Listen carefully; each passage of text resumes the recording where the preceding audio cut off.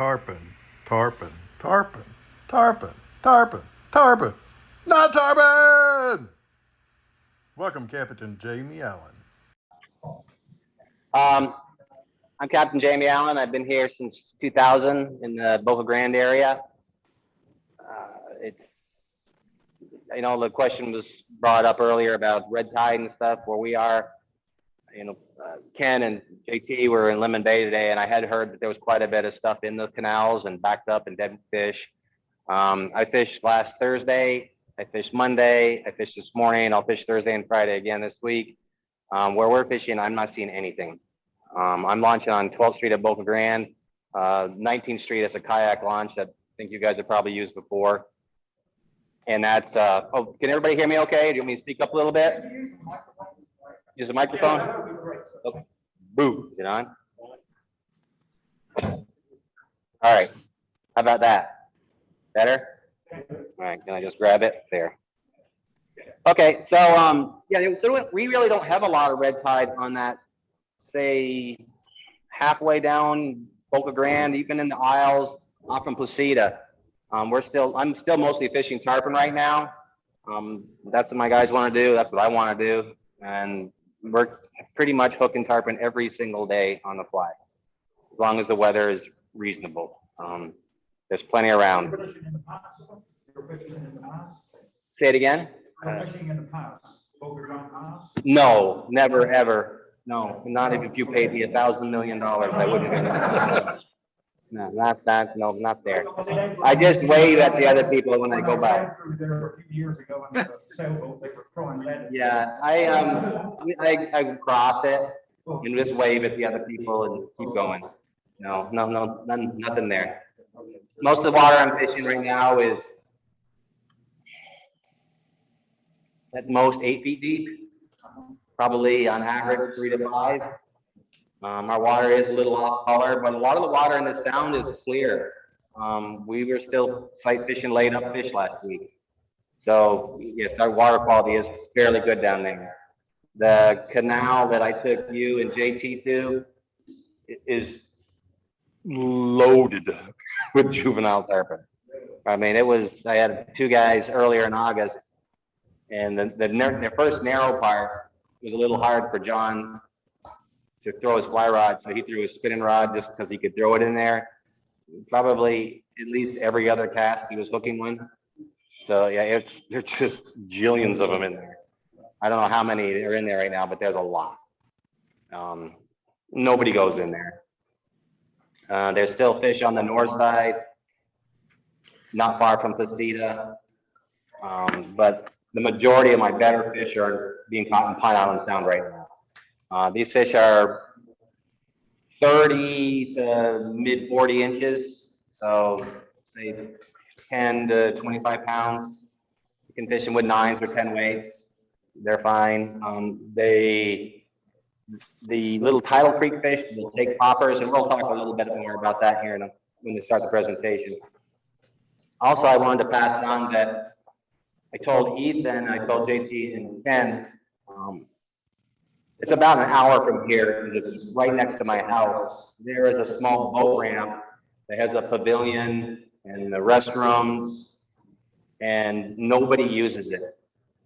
There's I think there was 1 car there today, maybe a couple kayakers yesterday. We walked the dogs down there from our house. It's maybe 400 yards, and you can walk down there and the tarpon are just rolling around in this basin. There's nobody messing with them, so it's a real neat spot. I thought maybe you guys could do one of your outings down there, or if not, just let me know and I'll try to give you directions to it.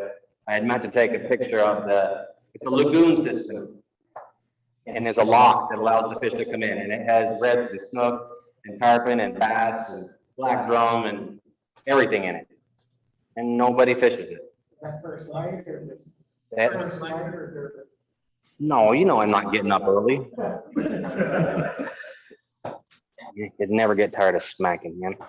Anyway, no, I fish at 8. 7:30 is pretty early for me, and I'm not walking the dogs that early. So I'm sure there's even more activity, at first light. But I know it's part of South Gulf Cove. I'm not sure, maybe some of you know where it is. There's a South Gulf Cove web Facebook page, and people are posting stuff from their docks all the time with exceptional snook, lots of tarpon, small redfish, kind of a nice mixture of everything. There's a sign for it on, I'm guessing. Yes, there is. Yeah, you can turn on Appleton, and there's a little brown sign that says boat ramp, and you'll turn north a little bit and then take the first right, and it's right there in front of you. It's a pretty neat spot. I have fished it in the past when the weather was really horrible, and because it's all protected, and it's a mostly slow zone area. There's one area that you can get on plane, but you can launch a boat or kayak. All the way in the back. All the way in the back. Yes, in the back. We call that the lagoon or something like that. The lock is at the north end of it. It's quite big. There's a lot of water there. You could put 20 people in there and just spread out, and you'd be fine. But the basin right in the front is probably about the size of 6 football fields, and I can just see him there. There's a nice gentleman that brings his 2 kids down on Sunday mornings, and they fish for bluegill and whatever, and the tarpon roll, and he said, "Oh yeah, we threw a bluegill out there with my little boy, and he hooked about a 3-footer so, off the dock." They're like, "That was pretty cool." So yeah, anybody wants to know where it is, let me know, or I'll try to give you the best directions I can, or we can take a Google map thing of it, or I'll send it to somebody and they can put it on your newsletter. Ready? All right, so let's go ahead and start the presentation.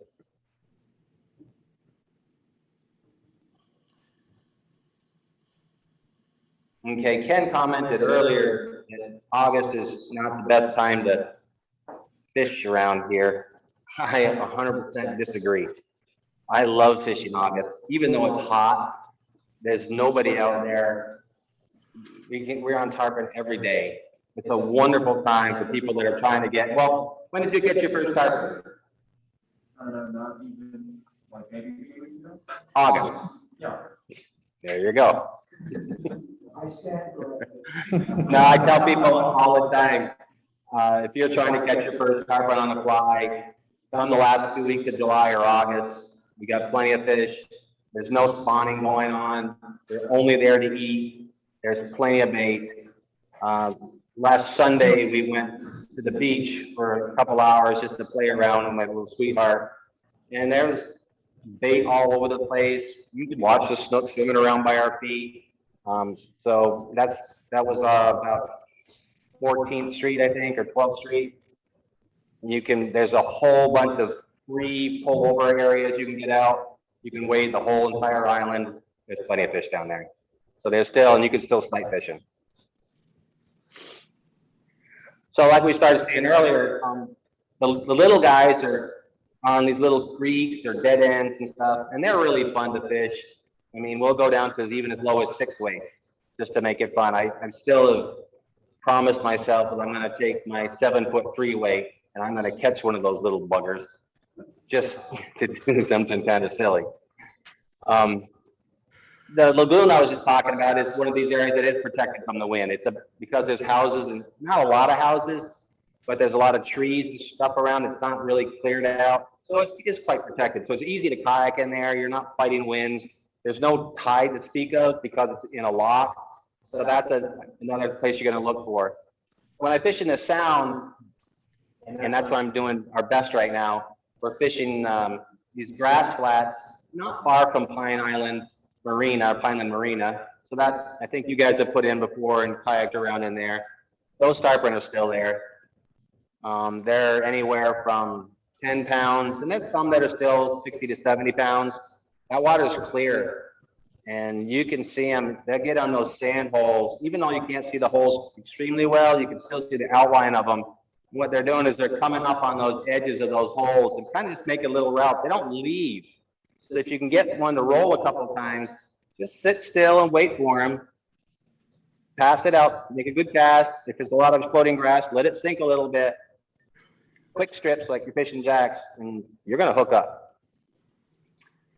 Again, there is still some larger fish on the beaches. Not a lot. You'll probably see more next month, because when they start migrating, they'll be coming back down from the north, but there's still some out there. And then, again, the tidal creeks and stuff, the reason those fish are there, and those fish are there year round. They're in there because there's not a lot of oxygen and there's not a lot of predators. Little tarpon understand they have to do one thing: eat. The only way I get bigger is if I eat everything that looks like food. This is the funnest thing to fish with gurglers and poppers and things like that, because if they're rolling around and you throw something in there that's splashing the surface, they'll attack it. They'll miss it a lot, but you laugh every time they do it, so it's real fun. So this is from October a couple of years ago. I was scouting for tarpon. I was scouting for snook and redfish, and I came into this basin just like we were talking about. This is really near close to the El Jabin Bridge. Jeff Lemieux came over with me the next day, and he kayaked over here. I didn't expect to find tarpon. I wasn't looking for tarpon. So I had brought a small spin rod with plugs on it and a 6-weight. Neither was the right tool for these fish. They had pushed mullet up against that shoreline, about 3 to 4 feet of water, and just destroying it. These are the little tidal creeks we're talking about. We're throwing 6-weights here with poppers. You can see here, you can actually get out of the boat. This is in the back of Turtle Bay. Very good.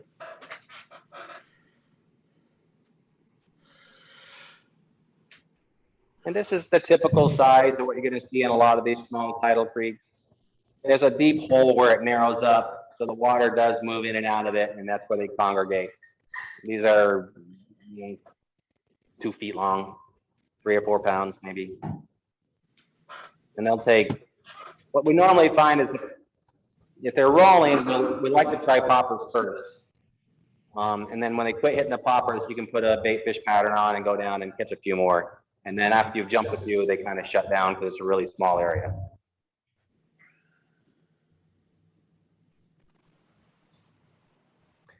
What do they like to eat?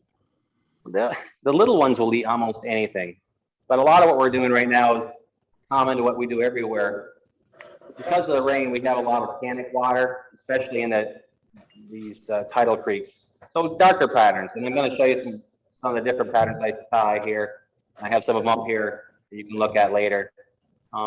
Just little stuff, maybe 2.5 to 3 inches is plenty good. If I got some bigger fish, I'll maybe use my 10-weight, but a lot of times I'll just start everybody with a 9 or even an 8. And again, if we're fishing tidal creeks, you can go all the way down to a 6. In these tidal creeks or some of these little ponds, they'll get lots of little bait up along the edge of the mangroves. They're tiny little, I don't even know what they all are. I don't think they're bay anchovies because it's too fresh. And you'll find the tarpon in there popping and whacking on those. Great time for just any little small bait fish.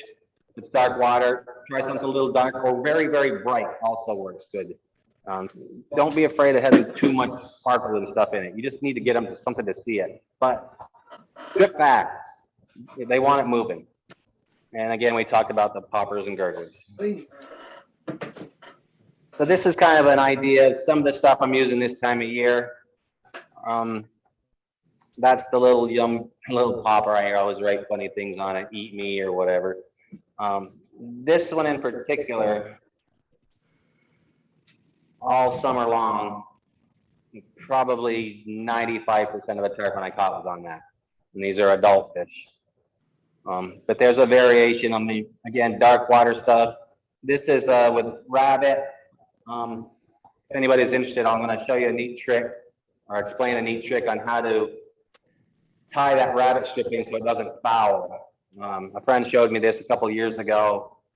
It was a simple idea. I didn't ever think of it. What he's doing, and I'll explain it real quick.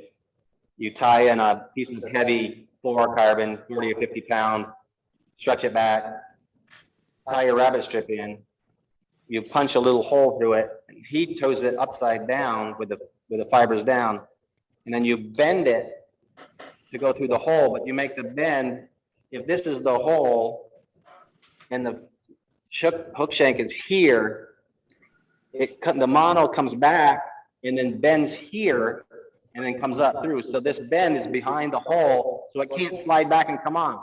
So it can't foul. You know, you can do a peg or you can do a different thing or put a little loop under it, but it can still wrap back to the hook shank or to the bend.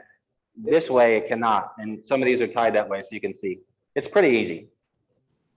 Okay. Again, we talked about rods, 6 to 10 weights, the gear we use. I'm always fishing floating lines, rarely fishing more than 7 feet of water, a lot of times 3 to 5 feet, even for big fish. 9 to 11 foot leaders, bite tippet. This time of year, we're using 30 to 50. And equipment that doesn't come apart while you're fighting fish. That was a.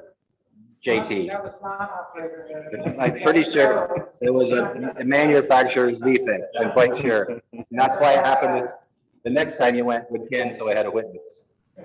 Same rod. Had to be a manufacturer's defect. How to feed them. They're up in this. Most of these fish are in areas that have food. There's a lot of pinfish this time of year. There's a lot of bait everywhere down where we are this time of year. But I tend to fish patterns that are either very dark or something that's going to imitate a pinfish, yellowy and flashy. And some of them are, as you'll see or you saw earlier, are quite bright. I use the EP anadromous brushes a little bit to add a little sparkle. It's pretty tough. And a lot of the tails, I either use the rabbit strip, but I probably more than anything, I use the foxtail, where you get by it in a ring and you trim it. It's very durable. People use marabou a lot, and that's nice. It pulses, but fish don't do this. Fish do this. And fox hair swims, it makes a little eely thing. If you build the head up, think about like a topwater plug where it kind of walks back and forth. That bulbous head won't allow it to go straight forward, so it pushes it, so it makes that little tail kick each time you strip it. So when you throw at these fish and you pop that across the surface, it's going wick, wick, wick, wick, wick, wick, wick, wick. So it's pushing water, making movement, has a little bit of flash to it. They like it. I use the expression, speed kills. You want to get them to eat? Go faster. We were fishing last month and we had fish rolling around and we were throwing at them, and nothing. It was 2 brothers and I said, Bill, go faster. He threw it, fast, hooked the fish, cast again, took the fish, got another fish, landed that one. His brother stood up, made 1 cast, ship, another fish. 3 casts, 3 fish. All we did is change the speed. We talked about the floating grass. Sometimes in the sound, especially, we get a lot of floating grass and those fish are rolling into it. It's hard to make that cast. You make the cast, you start stripping, you're just pulling it right across the floating grass and you're gobbed up and then nothing eats it. But if you let it wait 5 to 6 seconds and then start stripping it, you can usually get 8 to 10 feet before it starts binding up. And if you make a cast on the fish, you got a pretty good shot of hooking them. No trout sets. Yes, you do, you get no fish.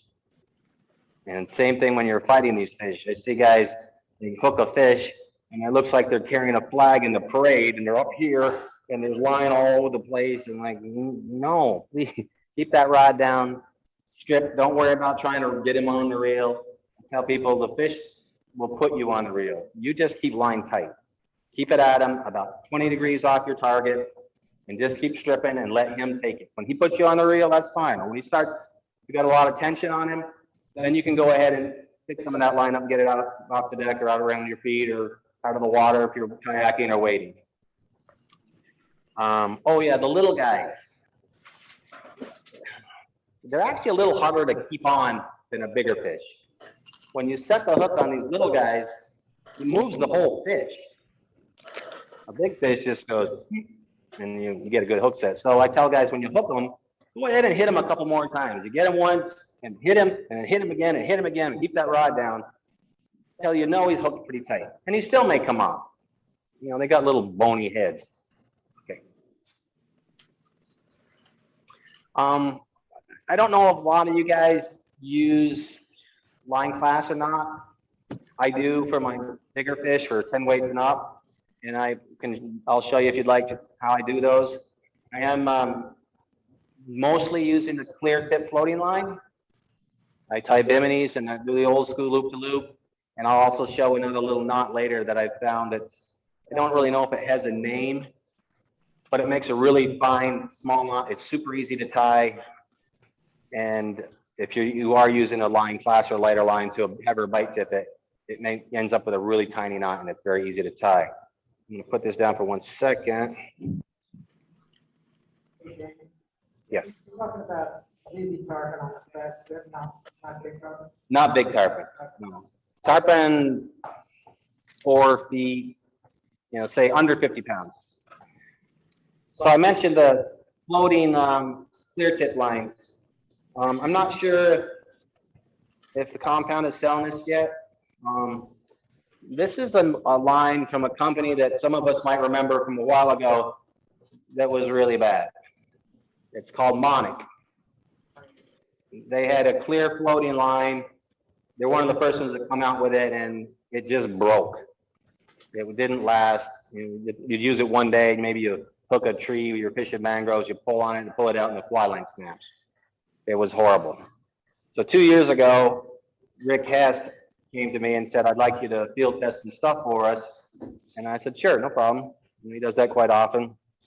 So he said, yeah. I said, who is it? And he kind of hummed and hawed. I said, Rick, just tell me who it is. I said, it's Monic. And I said, no. And I remember those guys. And he goes, no, a new company bought them called Flowtech. And they design or make the surgical tubing for IV tubes. They make the little, and they incorporated that in the coating on these fly lines. So they're very pliable. They float high. They almost have no memory. I mean, right off the spool, you could take this, put it on the reel, and just fish. You don't have to stretch it or anything. Here's the kicker. How much does a fly line cost brand new? $100. $69. $69 retail. You can order them online if they don't have them at the local shops. I'm trying to get more local guys to carry them. That's all I have now. I got rid of everything. Yeah, that's the Hanley Phantom tip. Yeah, and they have a cold water ones. I don't know if they have any two-handed stuff or not, but they sent me all kinds of prototype stuff. Icicle, I think, which was a colder one. Yes, sir. Nope, just a tip. But they have an all clear, and it's not really that clear. It's kind of a faded white, if you guess. It's not like the crystal was that was so hard to see. Cortland came out with that PE crystal a bunch of years ago, and that one was tough sometimes when we're fishing on the beach. If you took your eye off the fly, you had nothing to track it to find where it was, and it was hard to keep your anglers on the fish on the fly and judge it because I couldn't find the fly again. This has, I believe, the Henley Phantom tip has about a 15-foot head, which in the water looks like it's maybe 7 or 8 feet long because it's out in front of you. So it's pretty easy to pick up on it, and it seems to work quite well. Yes. They work great. I've got them in all different weights, and both of them use them in winter and summer. And yes, sir. What's that name again? Monic. Yeah, you'll pass it around. I think there's a picture of it coming up here. Yeah, I know Rick tried to get him to show him some, but I don't know if maybe he just had enough product he didn't need it. But there it is right there. They have a whole different variety. So you don't want a clear tip, you don't have to get the clear tip. They cast great. The only thing they're doing, something like Cortland did it for a while. I think they're 90 foot long. They're not 100 or 105, but they do offer a longer one. But no, I do them straightforward. It's a great casting line, makes nice, easy loops, very, very easy to cast. All my anglers go, man, I got guys that we're heading back to the dock and we're going to stop for a beer after fishing. And like, yeah, we already ordered them. We're 10 minutes from the beer shop. And he's like, yeah, we ordered them. And they usually take about 2 days. So I'm very, very pleased with it. This is just some of the other stuff we're using. It just you can use whatever fluorocarbon. If you do choose to make your own leaders, I recently switched over from the hard mason to the new SA has a hard mono now. I really like it. It seems a lot stronger. I test every one I make, and I have like about a 15.5 pound weight. And I put a glove on the bite tippet and lift it and make sure it holds. And I have 0 failures on the knots. So I'm going to stick with it. Yeah, I like them both. I just saw this clear stuff. I thought I'd try it this summer, and I grabbed some of it, and it's pretty strong, and it knots well with the hard mono.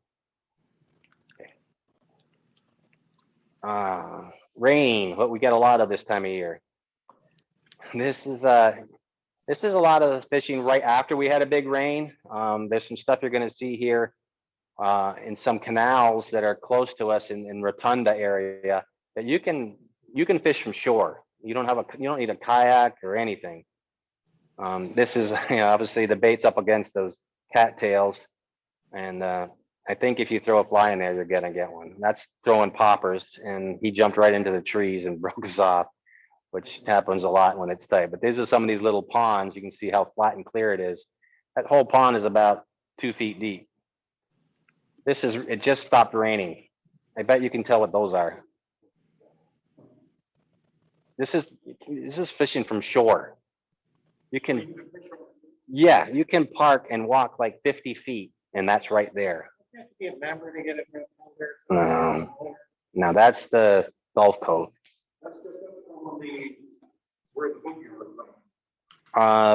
Yes, a little bit. That's just remember the street name Boundary.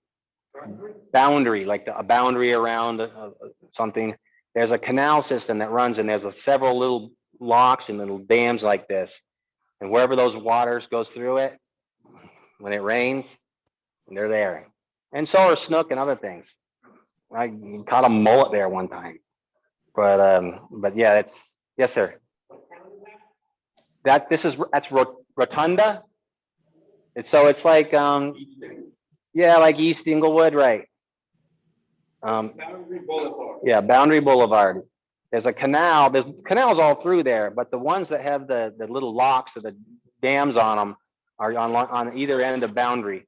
One is from the south side. If you come up Cape Hayes Drive and just follow it up, it goes through a little traffic circle and then turns to the right, and that's where that is, right there.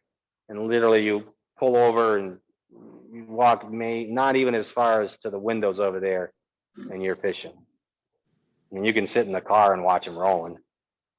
Sometimes I used to live very close to there. I just pull up and park the truck for a second and watch for 5 minutes. If I saw them rolling, I'd jump out. If I didn't, I went home or went to another spot. But there's a lot of these along Boundary. This is on the Upper Harbor off from the Tippecanoe area. This is a man-made pond a long time ago. And I used to fish this when I first moved here with my children. It's again, nobody goes in there. It's probably, you could kayak to it. It'd be a pretty good kayak. It'd probably be 2 miles, maybe 2.5 miles one way. But that has tarpon in it also all year, and snook in the winter. But this time of year, that's kind of the average fish there, say 30 inches or so. Tippecanoe. It's off from Tippecanoe.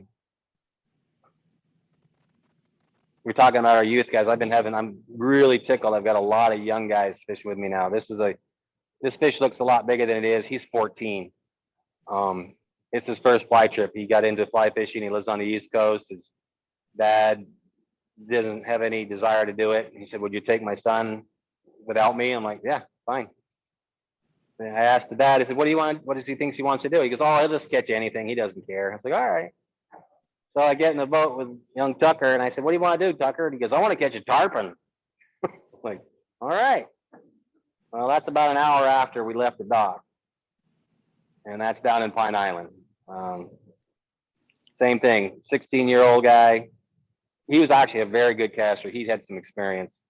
Made one cast, a backhand. That was his first fish on fly. This is 6 or 7 minutes from the Placida boat ramp. People drive by this all the time. Those fish are there all this time of year, and everybody just zips right by. People say, what are you doing over there? Or, we were trying to catch a trout. There's a bunch of tarpon there, especially this time of year. That's that creek where you and JT went, where he had failure number. Hey, that's this is a young gal, Katie from Denver. She loves to fly fish. Super fun gal. Cute as a button. She's actually this is how you know you got a good girl. She calls me or texted me like about a month ago and said, I need to reserve May 20th of next year. Okay. As well, I'm getting married that day and I want to go fishing before the wedding. I said, you got it, girl. So yeah, I've been fishing with her for quite a few years now, and she's really come along. Her boyfriend or fiance fly fishes also. They're from Colorado, and what's that? It's a good fish. Yeah. Well, she's kind of skinny. So this is August. Guys from New York and Maryland.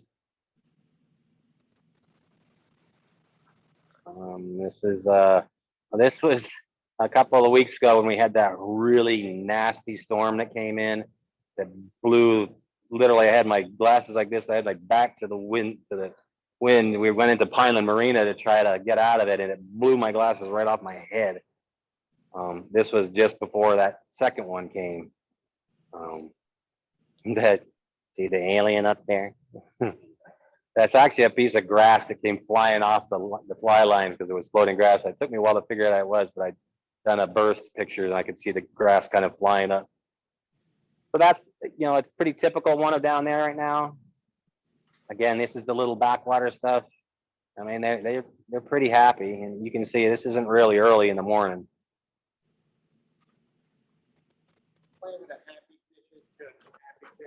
The one that eats.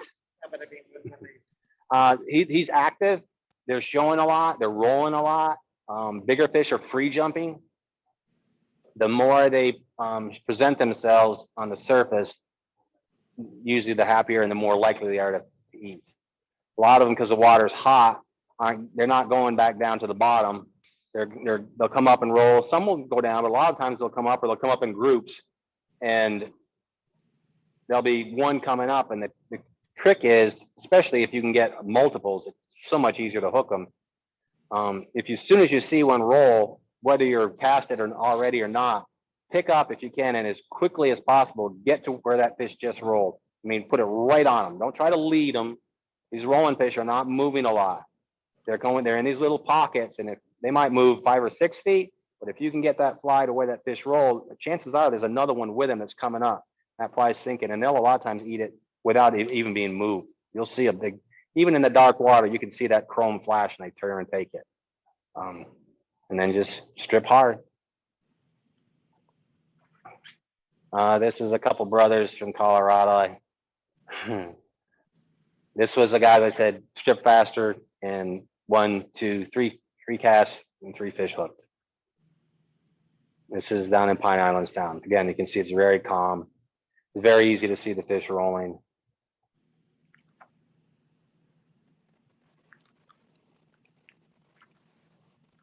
You hooked fish here.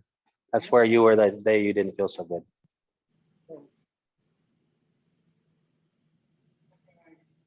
Switching the rod around to left. Mm-hmm. And then we Yeah, whatever way the fish is going, pull the opposite direction. He doesn't like that. Try to roll them over, turn them. pull them backwards. You can't hear it in the sound of this, but Nick, we gave him a lot of heck for this because he was he'd been a rep for a long time, and he was having trouble dealing with the fish. And I told him to tighten the drag, and he's like, "I can't. I'm trying to hold on. I can't do it." And if you heard the video, you could hear me saying, "You big sissy!" And I had to come down there and tighten his drag for him. But so, anyways, those two brothers, so we had a lot of fun. We got a.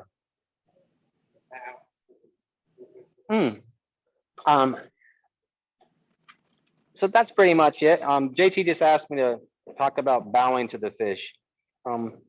There's a couple ways to look at that or think about that. Generally with our bigger fish,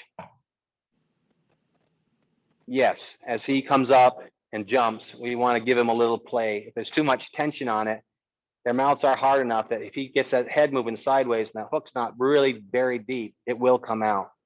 But I found that if you fight these fish with your rod tip below your chest or waist, keeping it the tip down in this area where you're already out in front of them and the rod's already out in front of you, you don't have to exaggerate so much. You just have to push your hands a little bit. It comes up just a little bit, and you'll find you'll keep a lot more fish on by doing that. You're also going to have a tighter connection because you're staying only 20 degrees off your target.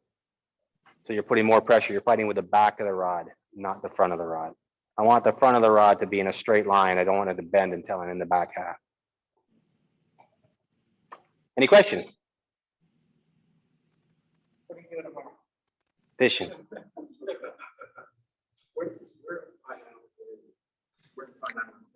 I fish a lot of areas down there. Some of those fish that you saw there were caught not far from Pineland Marina.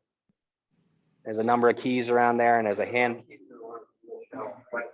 Yeah, but yeah, that water is most of that water is 4 or 5 feet that where the tarpon are. But yeah, there's a lot of skinny water there, especially in the winter. This time of year, we've got quite a bit of water because of the rain. So you can kind of get around pretty easy. It's not that big a deal if you have a flats boat.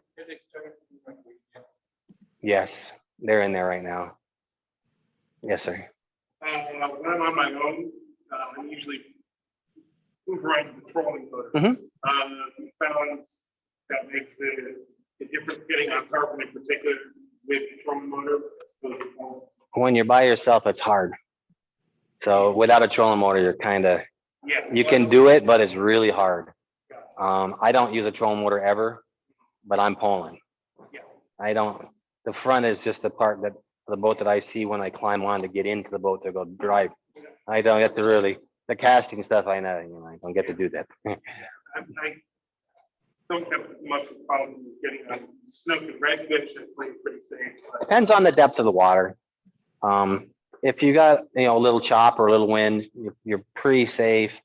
Just using it on lower speeds and try not to just go slow and then turn it off and just let the boat coast. Just like if we were poling, I'm gonna see a fish.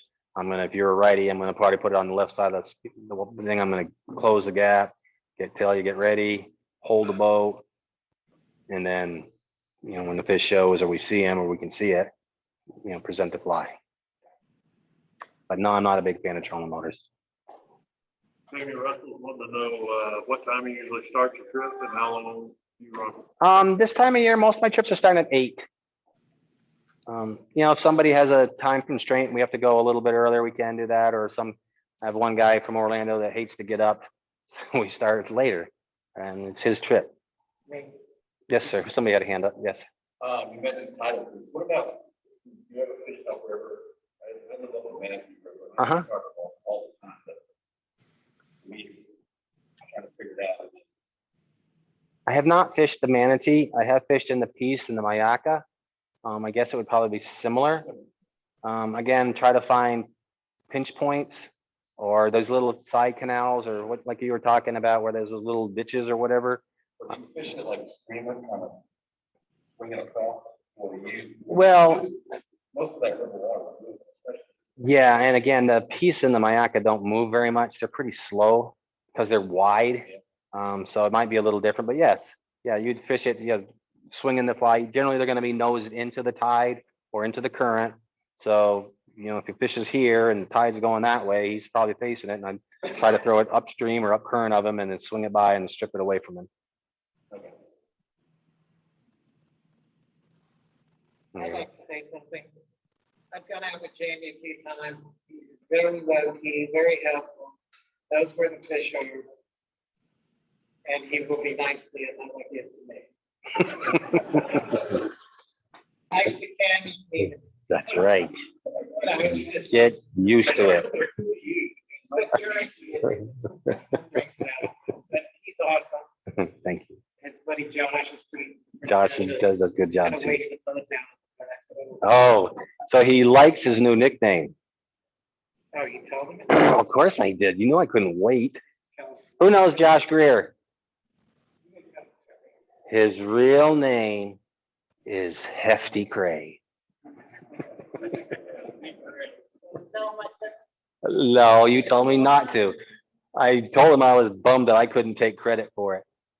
But I was talking to him the other day because he went to ICAST, and I heard a lot of people had picked up COVID at ICAST. And he said, I said, did you get it? And he goes, nah, I got too much nicotine, caffeine, and whiskey in my body to get any germs.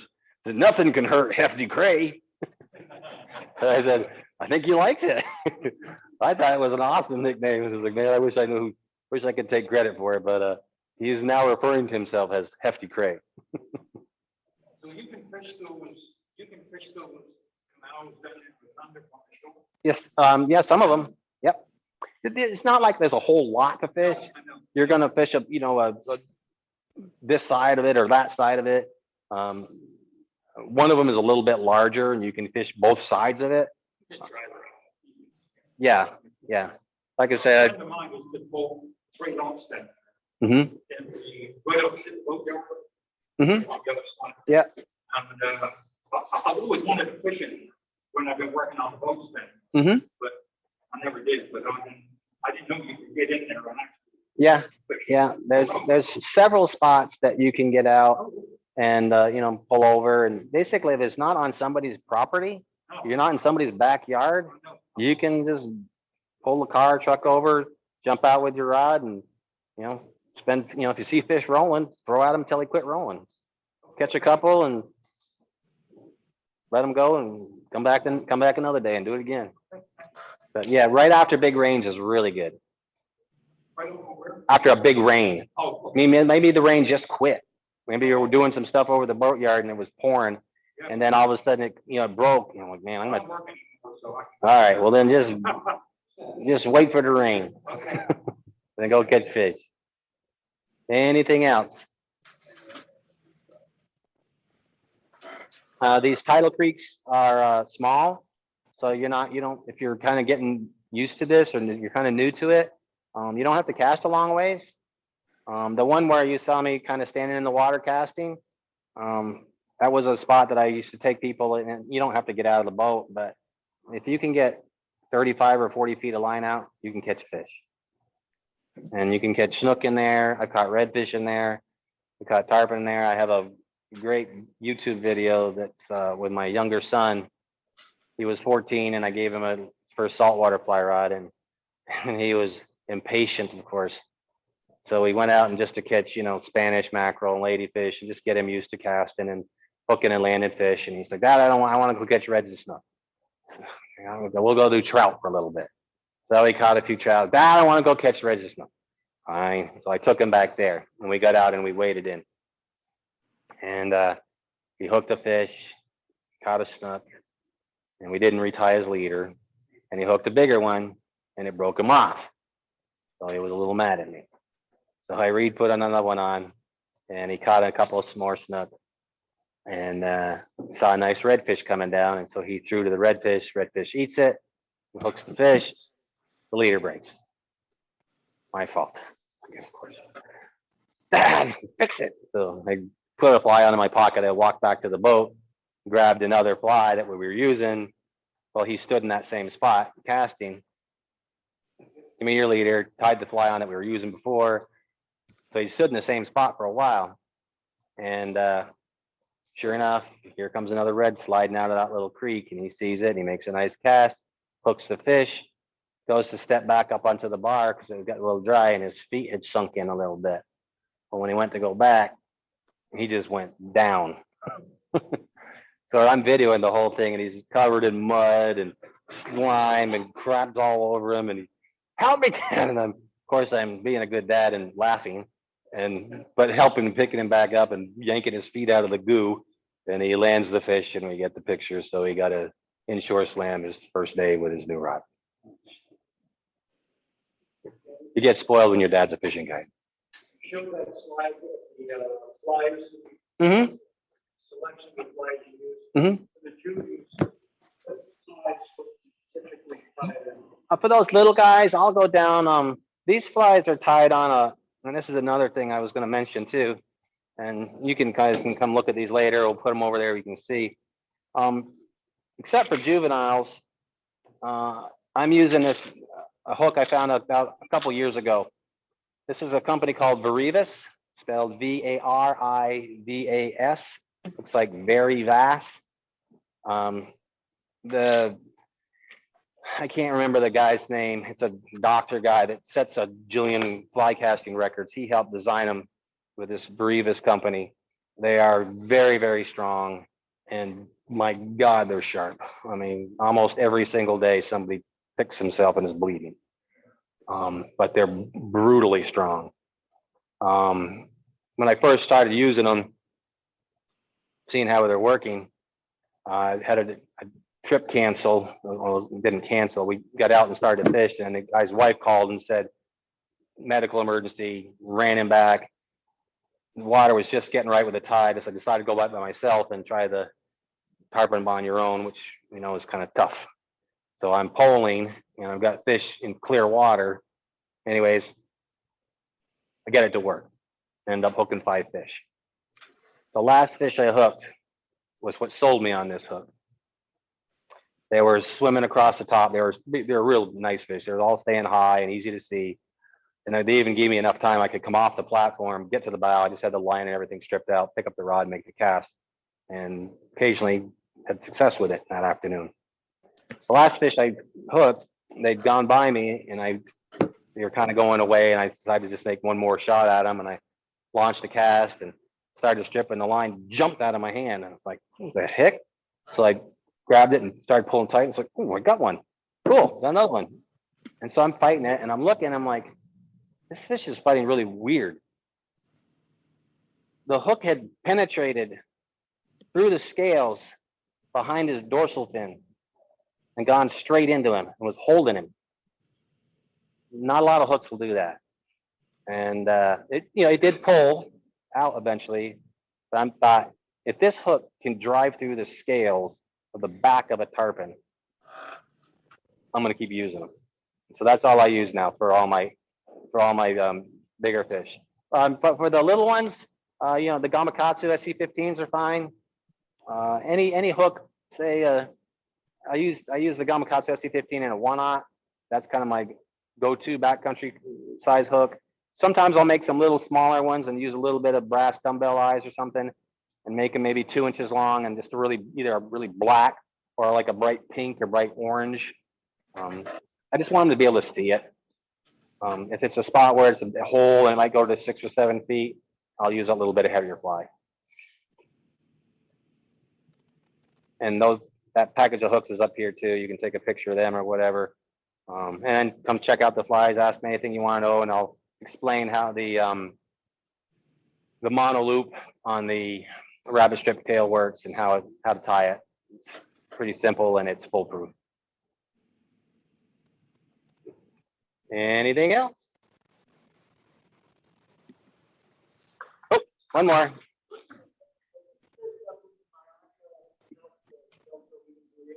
Yes, I used to live up there.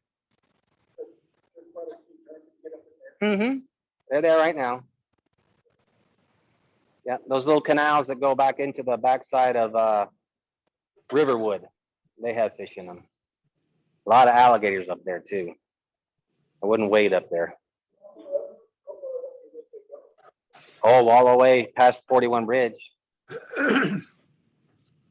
Yep. All the way up.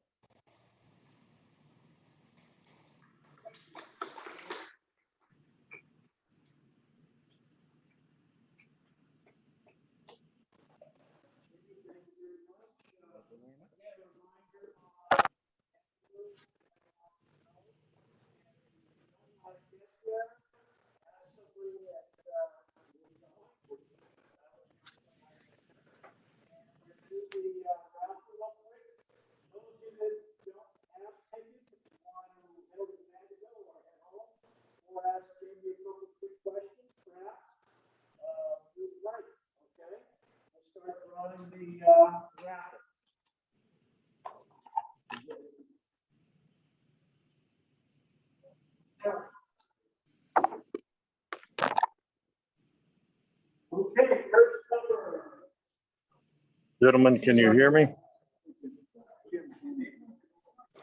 I can hear you, Ethan. Okay, I'm gonna sign off unless y'all want to watch the raffle. That's that's okay. Thank you, Ethan. Thank Thank you Jamie guys for again. joining That was us this great. evening. And if you can, if you thought of anything while we're doing this that will help us next month to make this a positive experience, let me know.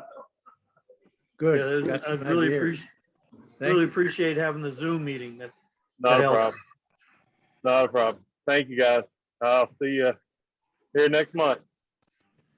Thank Take you. care, Ethan.